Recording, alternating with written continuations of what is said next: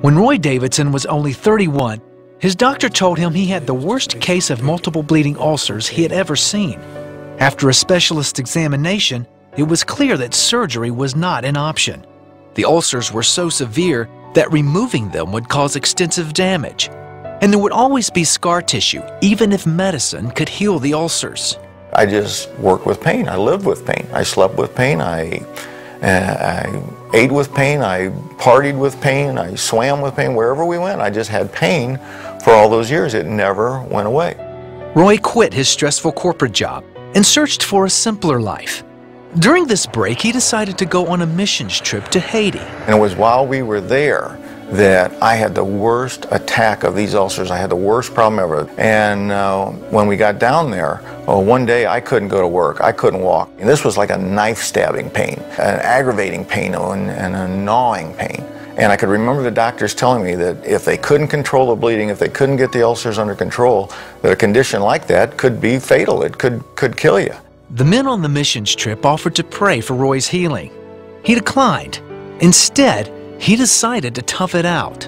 To be honest with you, I didn't give them enough credit for it. I thought, well, gosh, you know, these are just common guys. How could they heal anybody? After almost 2 days of intense pain, Roy finally asked the group to pray. So I can remember laying there and thinking when these guys walked in to pray for me that I can remember saying to God, well, God, now I'm just going to listen to this and just see if I think there's anything to it. And the guy walks in the room with an empty bottle of Mazola oil.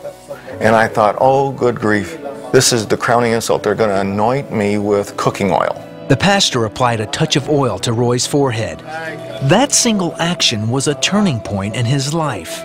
The whole room started spinning. I started getting real dizzy, and I couldn't see a thing. I could hear them. They were all praying in tongues, and all of a sudden, I saw myself way up like in the corner of the room, and I'm looking down, and I'm laying on an army cot. And I could see myself. It was like they call those out-of-body experiences. Roy woke up hours later. The pain was gone. And I noticed my stomach. It felt funny, but it didn't hurt. And I noticed that I wasn't having any bleeding that day. And I wasn't having any pain, really. It was kind of gone. Roy's specialist took another look at his stomach. He confirmed that the multiple bleeding ulcers were gone. I was quite surprised to find that there was nothing there. I mean, it basically looked normal. What I thought was strange, and still do, I really didn't even find some of the scar tissue which had previously been there. Roy has lived ulcer-free and pain-free for the past 13 years, and he's quick to share his testimony of God's healing power. God chose to reveal himself to me. I didn't even know what to look for. I wouldn't have known what to look for. You never know when he's going to move or when he's going to do something. So I couldn't talk enough or testify enough about God and what he does or what he can do. And my life has just been a joy ever since.